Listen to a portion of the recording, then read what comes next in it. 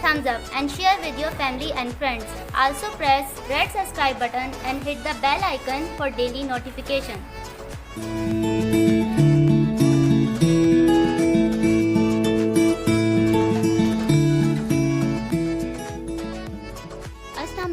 Welcome back to my channel delicious cooking with Maheen. आज मैं आपके साथ मज़ेदार सी लाहौरी नान खटाइयों की रेसिपी शेयर कर रही हूँ। लाहौर में ये नान खटाइयाँ तंदूर में बेक की जाती हैं, लेकिन मैं इसको पतीली में बेक करूँगी ताकि हर कोई इसको आसानी से अपने घर पे बना सके। तो इन नान खटाइयों में मैंने बेसन और मैदे का यूज़ किया है। तो चलिए देखते हैं लाहौरी नान खटाई बनाने के लिए हमें मज़ीद किन चीज़ों की ज़रूरत है। तो लाहौरी नान खटाई बनाने के लिए यहाँ मेरे पास 3/4 कप मैदा है, यानी हाफ कप, और 1/4 कप 1/4 कप बेसन है। तो बेसन और मैदे को मिलाकर 1 कप बन गया। और हाफ कप पिसी हुई चीनी है, हाफ कप घी है। इसको मैंने पहले मेल्ट किया, उसके बाद मैंने हाफ कप नापा था। अब मैं इसको फ्रीजर में दोबारा जलने के लिए रख दूंगी। 1 टीस्पून बेकिंग पाउडर है, 1/4 टीस्पून बेकिंग सोडा और 1 अंडे की जर्दी है। नान खटाई पर कोटिंग के लिए 2 टेबल स्पून कुटे हुए बादाम है। तो मैंने हाफ टी स्पून घी के साथ रोस्ट कर लिया था हल्का सा, और 1/4 टीस्पून इलायची पाउडर और 1 चुटकी जायफल जावित्री का पाउडर है। तो सबसे पहले हम अपने तमाम ड्राई इंग्रेडिएंट्स को मिक्स कर लेंगे। तो सबसे पहले यहाँ मैदा और बेसन को ऐड करेंगे। मैदा और बेसन मैंने पहले से ही छान लिया था, तो आप भी लास्ट में इसको छान कर ही यूज़ करिएगा। 1 टीस्पून बेकिंग पाउडर और 1/4 टीस्पून बेकिंग सोडा, जायफल जावित्री का पाउडर और इलायची पाउडर, और साथ ही इसमें बादाम ऐड करके इसको अच्छी तरह मिक्स कर लेंगे।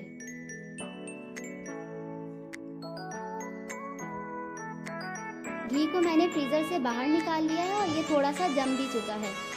अब हम इसको बीट कर लेंगे। और ये स्टेप करने से जो हमारी नान खटाइयाँ हैं वो बहुत ही खस्ता तैयार होती हैं। तो मैंने तमाम घी इसमें ऐड कर लिया और इसको मैं तकरीबन 1 मिनट के लिए बीट कर लूँगी।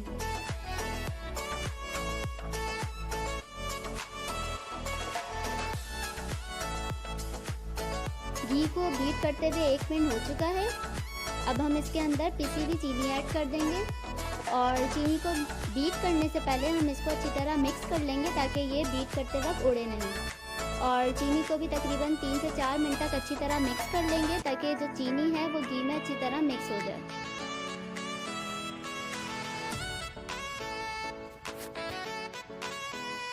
घी और चीनी को मिक्स करते हुए 1 मिनट हो चुका है, और मैंने इसमें बीटर यूज़ किया है, लेकिन आप हैंड विक्स भी यूज़ कर सकते हैं। बस थोड़ा सा टाइम ज़्यादा लगेगा लेकिन काम हो जाएगा। तो अब घी और चीनी के मिक्सचर में हम अपने ड्राई इंग्रेडिएंट्स को मिक्स कर लेंगे, और मिक्स करने के बाद इसको अच्छी तरह गूंद लेंगे।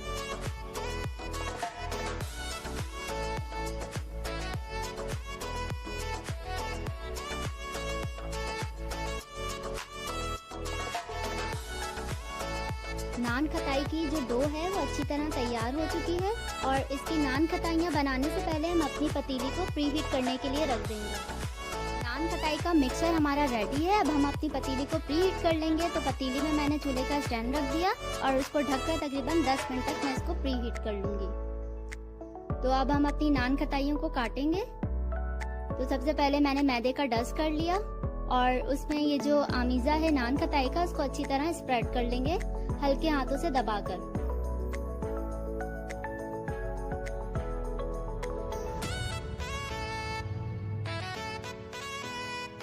तो ऊपर भी मैं हाथों पर मैदा लगा रही हूँ और इसको अच्छी तरह स्प्रेड कर रही हूँ। और इसकी थिकनेस मैंने तकरीबन आधा इंच जितना रखी है। आप मोटी भी बना सकते हैं, लेकिन आधा इंच नॉर्मल है। तो यहाँ पर मैंने पूरा अमीज़ा अच्छी तरह फैला लिया है।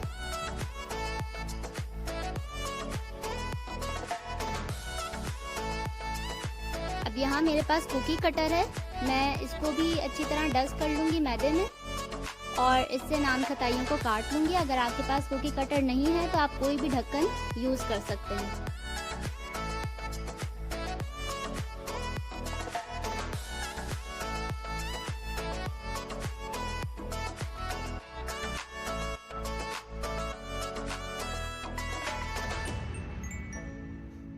सारी नान खताइयाँ मैंने कट कर ली हैं।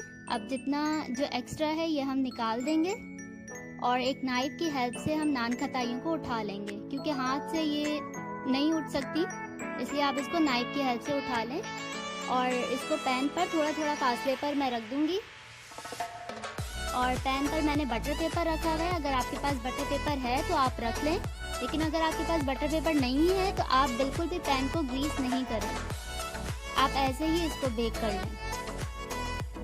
तो बाकी जितना बच गया है मैं ये उठा लूँगी और इसका भी एक बॉल बनाकर दोबारा से इसकी नान खताइयाँ काट लूँगी। तो दोबारा से हम डस्ट करेंगे मैदे की और उसको उसी तरह आधा इंच की थिकनेस से इसको फैला लेंगे।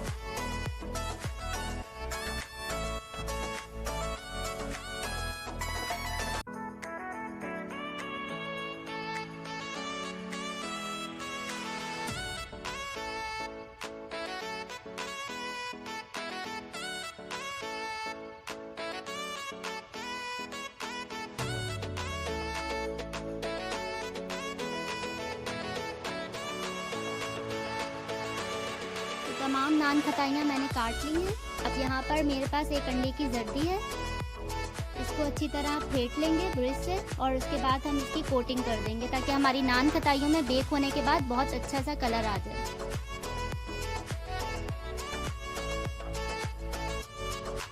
तो तमाम नान खताइयों में अच्छी तरह कोट कर लें एग यolk की।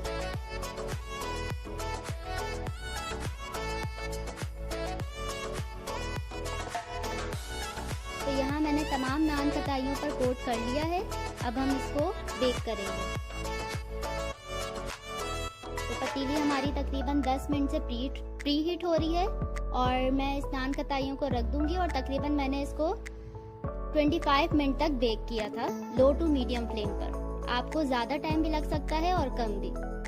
नान खताई को बेक होते हुए तकरीबन 25 से 30 मिनट्स हो चुके हैं। तो अब मैं इसको बाहर निकाल लूँगी।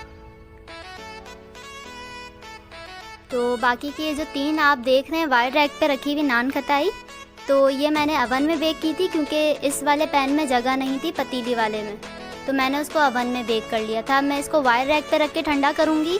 और वाइड रैक पे रखने का रीज़न ये है क्योंकि वाइड रैक पे हमें ऊपर से भी हवा मिलती है और नीचे से भी हवा मिलती है, तो इस तरह ये अच्छी तरह ठंडी हो जाती हैं।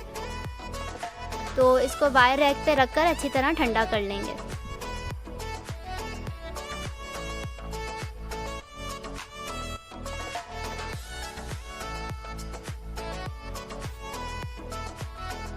नान खताई पर ऊपर से भी और नीचे से भी अच्छा सा कलर आ चुका है और नान खताई पर आप क्रैक्स देख रहे हैं, तो ये जो क्रैक्स हैं वो एक अच्छी और खस्ता नान खताई की पहचान है। मज़ेदार सी लाहौरी नान खताइयों को मैंने डिश आउट कर लिया है। तो अगर आपको मेरी ये रेसिपी पसंद आई है तो मेरी वीडियो को लाइक कीजिए, अपने फैमिली फ्रेंड के साथ शेयर कीजिए और अगर अभी तक आपने मेरा चैनल सब्सक्राइब नहीं किया तो लाल सब्सक्राइब का बटन दबाइए और बराबर में बेल आइकन को प्रेस कीजिए ताकि मेरी आने वाली हर नई वीडियो का नोटिफिकेशन सबसे पहले आप तक पहुँचे। मैं फिर आऊँगी एक और अमेजिंग और डिलीशियस सी रेसिपी लेकर। तब तक के लिए अल्लाह हाफिज़।